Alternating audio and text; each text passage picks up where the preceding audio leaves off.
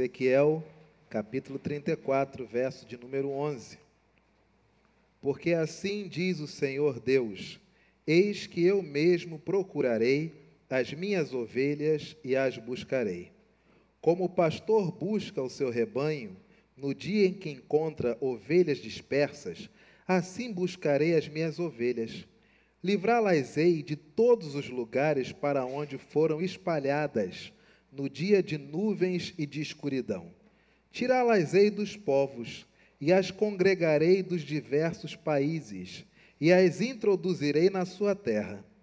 Apacentá-la-ei nos montes de Israel, junto às correntes, e em todos os lugares habitados da terra. Apacentá-las-ei de bons pastos, e nos altos montes de Israel será a sua pastagem. Deitar-se-ão ali em boa pastagem, e terão pastos bons nos montes de Israel. Eu mesmo apacentarei as minhas ovelhas, e as farei repousar, diz o Senhor Deus. A perdida buscarei, a desgarrada tornarei a trazer. A quebrada ligarei, e a enferma fortalecerei. Mas a gorda e a forte destruirei, apacentá-las-ei com justiça. Verso 17, leamos todos. Quanto a vós outras, ó ovelhas minhas, assim diz o Senhor Deus: eis que julgarei entre ovelhas e ovelhas, entre carneiros e bodes. Esse texto, de alguma forma, fala a você? Esse texto, de alguma forma, ele tranquiliza o seu coração? Esse texto, de alguma forma, lhe dá uma referência, algum tipo de conforto, alguma paz? Recebi um link no dia de hoje que eu queria compartilhar com vocês, porque eu fiquei muito preocupado com isso que eu recebi. E eu não sabia disso, não sei se alguém sabe. Mas vocês acreditam que o Brasil, de acordo com essa reportagem, que já é velha, é de 23 de fevereiro de 2017, o Brasil tem a maior taxa de transtorno de ansiedade do mundo, diz a Organização Mundial de Saúde. Olha isso. Índice de depressão também é um dos 5 mais elevados do planeta. No total, transtornos mentais geram perdas de 1 trilhão por ano para a economia global. O Brasil é o país com a maior taxa de pessoas com transtornos de ansiedade no mundo e o 5º em casos de depressão. Segundo estimativas da OMS, a Organização Mundial de Saúde, divulgadas nesta quinta-feira, 9,3% dos brasileiros têm algum transtorno de ansiedade e a depressão afeta 5,8% da população. Pesam nesse cenário, dizem os especialistas, fatores socioeconômicos como pobreza, desemprego e fatores ambientais como estilo de vida em grandes cidades.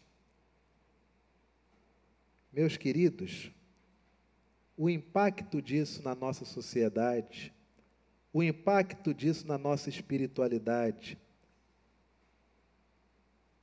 Quando você ora, você quer que Deus te responda logo? Ou se você tem um pedido de oração e parece que a resposta não vem, isso te gera ansiedade? Se por um acaso você já tem isso claro na sua mente, essa questão da ansiedade, como é que você dialoga a sua ansiedade e esperar em Deus?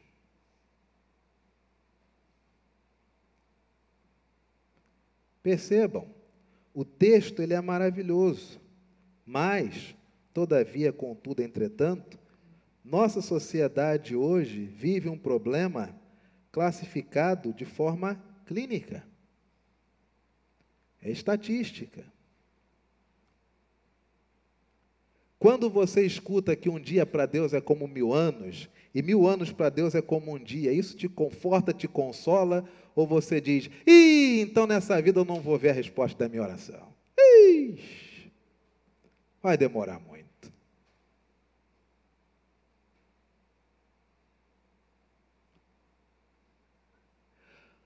Como que se encontram nossos relacionamentos diante de dados desse tipo?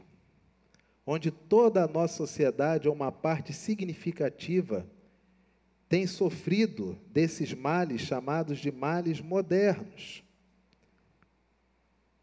Ainda de acordo com isso, transtorno de ansiedade é marcado por sintomas como a dificuldade de concentração, problemas no sono e preocupação excessiva. Segundo um chefe de psiquiatria do Hospital das Clínicas da Faculdade de Medicina da USP, da Universidade de São Paulo, esses sintomas podem levar a um quadro depressivo, caracterizado pelos sintomas do transtorno acrescido de alterações no humor, como apatia, solidão, tristeza, além de isolamento social e dores sem justificativa física. E eu não vou ler a reportagem toda, porque esse não é o nosso objetivo. Todavia, se isso é na sociedade brasileira e nós fazemos parte da sociedade, será que nós não estamos sofrendo disso?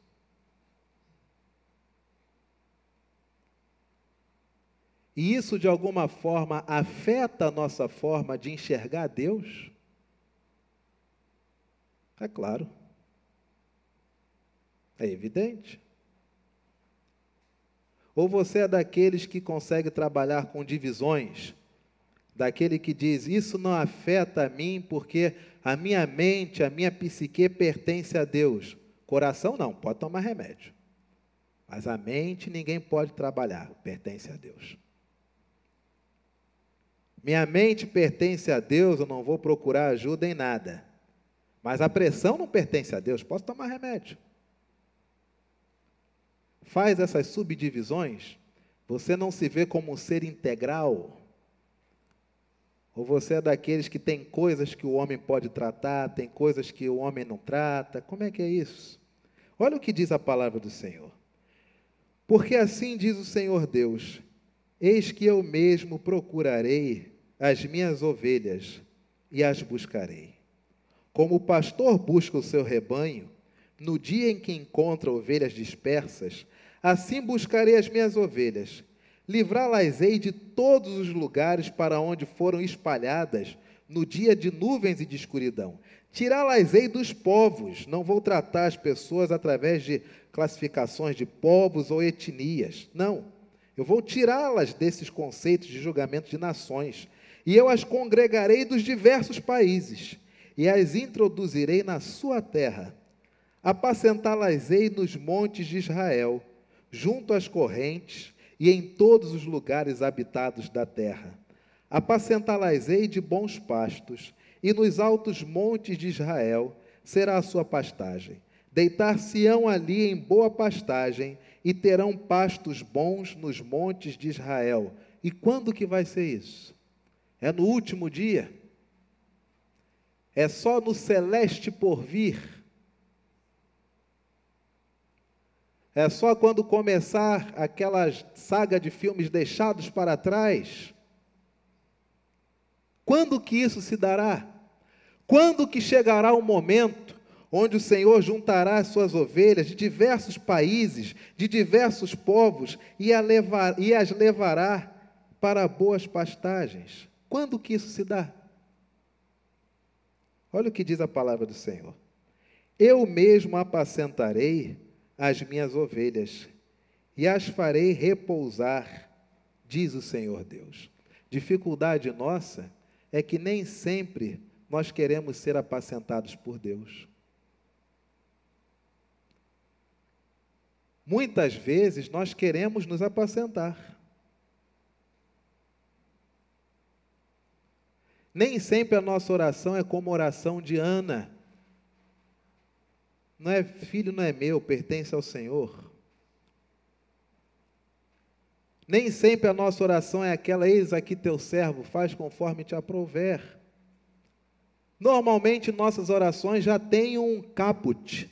Senhor, se for da tua vontade, que eu case com fulano. Se for da tua vontade, que eu adquira tal coisa, que eu pague tal conta. Se for da tua vontade, que fulano puxe conversa comigo. Se for da tua vontade, que meu chefe, que meu patrão, que meu empregado. As orações já vêm um bojo. São orações que já vêm ensinando a Deus como é que é o andar da carruagem. Muitas vezes são orações de tabelionário, com recibo, com cópia autenticada do que Deus prometeu. Como diz a tua palavra, então eu quero na minha vida. Como se Deus não fosse livre para fazer o que Ele quer. Como se Deus estivesse amarrado a alguma coisa. No sentido de que Deus tem a obrigação. E nós usamos tanta coisa fora de contexto. Quer ver um exemplo? Lembra daquele texto, eu e minha casa serviremos ao Senhor? Se lembra desse texto? É uma promessa? É uma promessa? Não. Muito pelo contrário. É Josué, cansado de ter carregado um povo que murmura por tudo, meu amigo. O povo murmura por tudo, murmura pelo sol, murmura pela água, murmura pela uva, murmura pelos inimigos, murmura pelos amigos. O povo murmura por tudo. Quando eles conseguem adentrar a terra prometida, o que Josué diz? Agora é o seguinte, foi feita a divisão, cada um tem sua terra, tem seu lote. Vocês fiquem à vontade para vocês fazerem o que vocês quiserem. Porque eu e a minha casa decidimos, escolhemos servir quem? E o que o crente faz? Ele pega esse versículo e ele ora. Meu marido vai ser diácono, vai ser presbítero, vai ser pastor. Meu filho vai ser bispo, arcebispo, porque a tua palavra diz, eu e minha casa serviremos ao Senhor. Não. Agora você imagina o quanto de energia ansiosa é despejado numa oração dessa.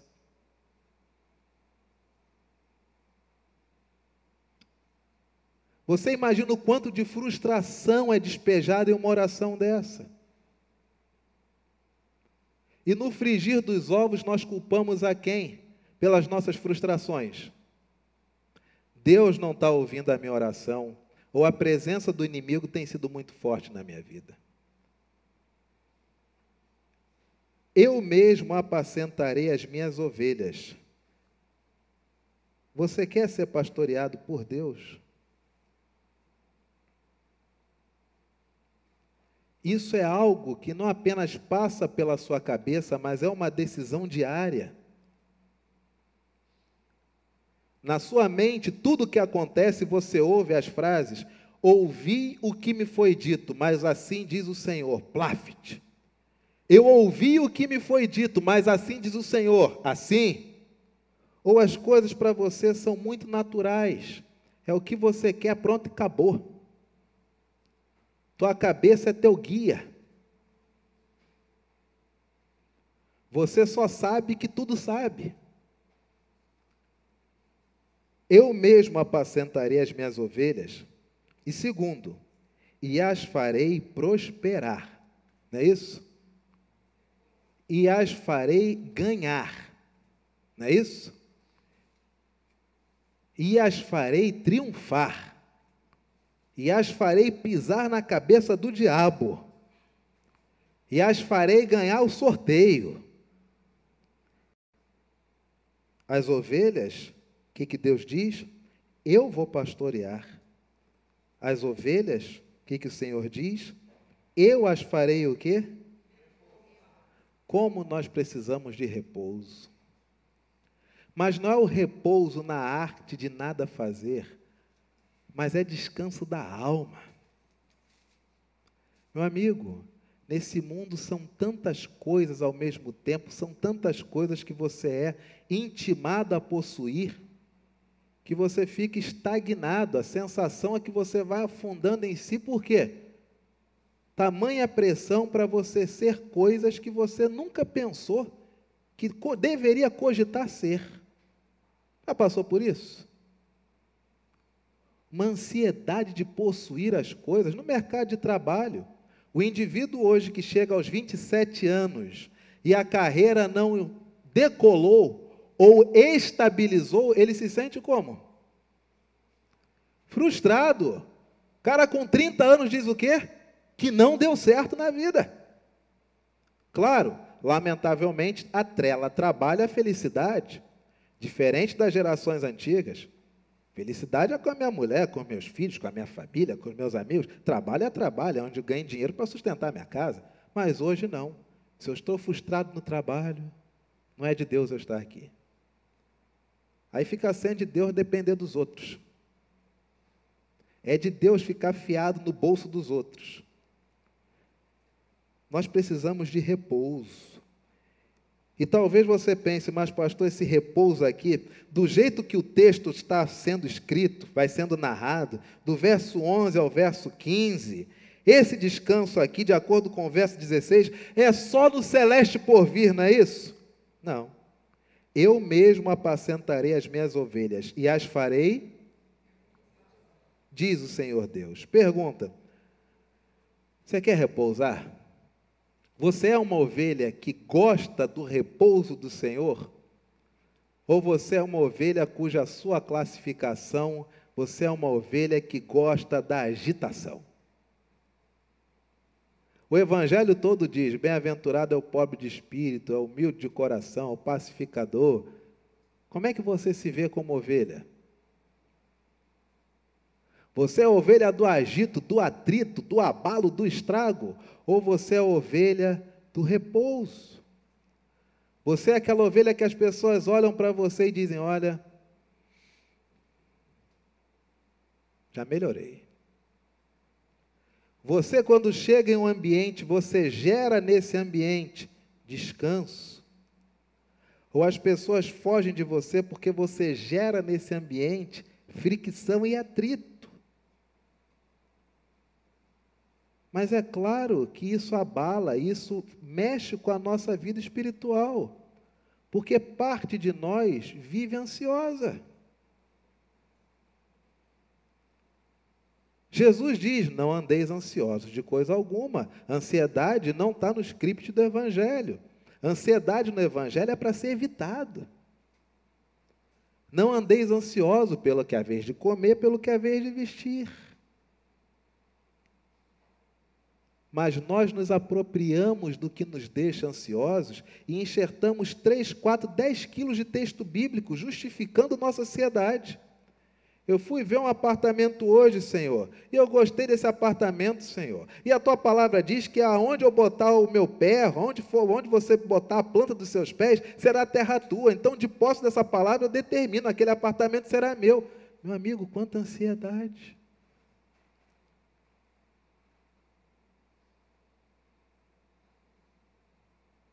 Está percebendo como é que os nossos problemas, muitas vezes, não são espirituais? Você conversa com uma pessoa, ela te dá 3, 4, 5 textos bíblicos, ela tem coerência, ela sabe o que diz o Evangelho. Mas o duplipensar, o que sabe não passa por aquilo que sente e realiza, são coisas distintas. Sabe que Deus é Pai, mas se reporta a Deus como Senhor. Sabe que Jesus é amor, mas se reporta a Jesus como se fosse só aquele que define céu e inferno. Sabe que o Espírito Santo é Deus em nós, mas durante o dia nem se reporta ao Espírito Santo. Você quer repouso do Senhor? Abra sua Bíblia. Mateus capítulo 11.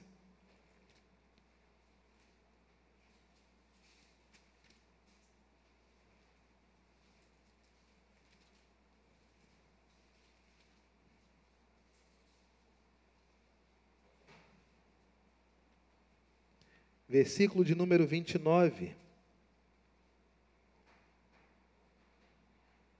28, 29.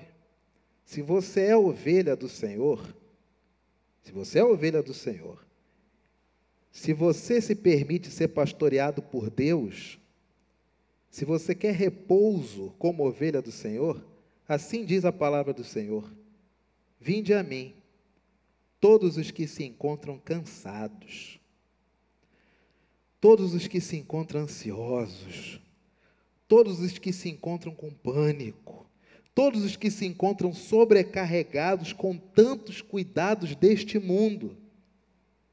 E eu não vou tirar de vocês todos os problemas, mas eu dou a vocês alívio. Dou a vocês consciência e sobriedade para enxergar essas circunstâncias. Tomem sobre vocês o meu jugo.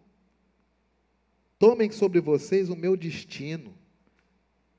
E aprendam de mim, porque eu sou manso e humilde de coração.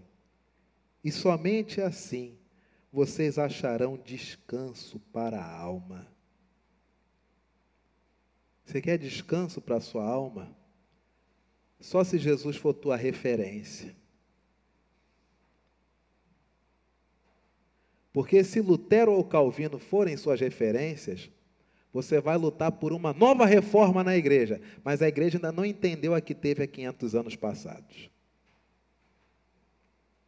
Você quer ter como referência qualquer outro homem, sempre virá outro homem e suplantará este. Imagina o diálogo da roda dos grandes. Simonton, implementando a igreja presbiteriana do Brasil, aqui no Brasil, com tantas dificuldades. Aí John Knox olha para ele e diz: meu amigo, eu lutei contra reis. Você só teve que ter autorização vinda de um rei. Isso aí foi mole. Aí vem Lutero: Knox, desculpa, mas eu tive que sair fugido. Eu fui excomungado. Tive que casar sem autorização, mas casei no peito e na raça. Isso que você fez foi fácil, Knox.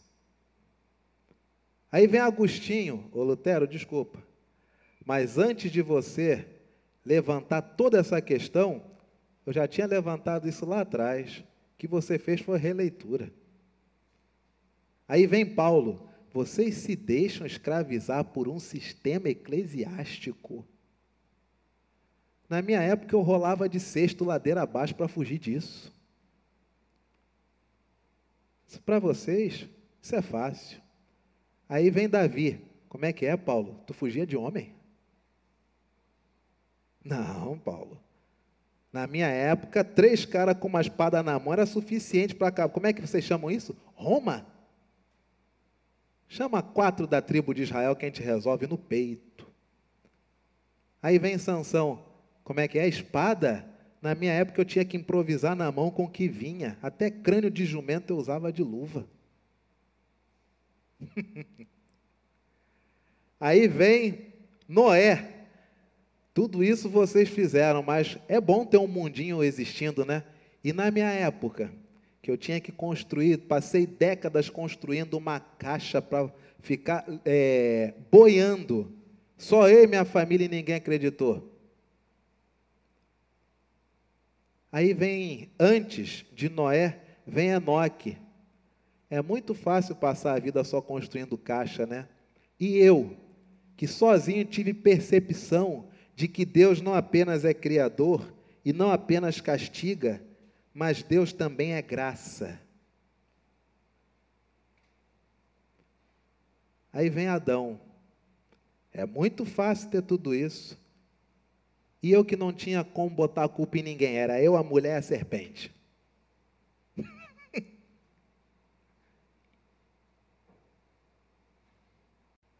Como que isso afeta a nossa espiritualidade? Se você não tem Jesus como referência, você vai escolher dezenas de homens e mulheres que revolucionaram o seu tempo. Mas por que eles revolucionaram o seu tempo? Porque antes de haver Jesus, o evento Cristo, o Cordeiro de Deus já tinha sido rasgado na eternidade. E todos esses homens antes de Jesus apontavam aquele que estava para vir, ao ponto de Davi no Salmo 51 dizer: Senhor, restitui-me a alegria da tua salvação, sem ter a mínima compreensão de que salvação era essa. Ao ponto de Enoque haver achado graça diante de Deus e ter sido chamado para Deus, tamanha a corrupção do gênero humano na sua época, porque ele destoava de todos. Mas nós, muitas vezes, escolhemos homens ou mulheres como nossas referências.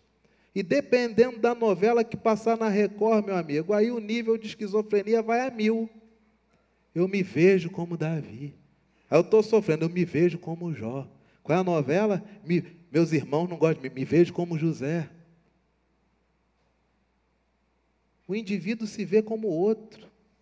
E acha que vai conseguir emanar experiências de outro. Mas a Bíblia é clara o tempo todo: eu apacentarei e as farei repousar. E como se dá esse repouso? Vinde a mim, venham a Jesus, vão a Jesus, todos os que estão cansados e sobrecarregados. E Ele, Jesus, não retirará os problemas, mas lhe dará sobriedade para compreender aquilo que é problema e aquilo que não é problema. Porque o que não tem solução, meu amigo, não é problema. É fato perpétuo. Tomai sobre vós a minha direção e aprendam de mim. Meu irmão, minha irmã, quanto tempo do dia você retira para aprender de Jesus? Para absorver de Jesus? Olha, se Jesus diz, eu farei.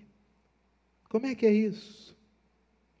Ou você faz coletâneas existenciais? Como é que é isso? Você aprende de Jesus? Você tem gosto quando Jesus diz, assim diz o Senhor, você, poxa, isso é para mim, eu vou executar. Aprendam de mim, porque sou manso e humilde de coração, e vocês não vão achar triunfo, não vão conquistar, não vão receber cura, não vão receber unção, não vão receber ousadia, não vão receber purificação. Mas sabe o que vocês precisam achar e acharão em mim? Descanso. Tem coisas na nossa vida que sabe como é que resolve? Só se você descansar. Porque enquanto você não descansar, meu amigo, é como uma área que está inflamada e você fica agitado o tempo todo mexendo nessa área. E vai inflamando, você vai inflamando, vai... Se você não descansar, isso vai continuar. Porque o meu jugo, a minha direção é suave, e o meu fardo, aquilo que eu carrego, é leve. Meu irmão, minha irmã, seja ovelha do Pai, e busque o Pai para repousar.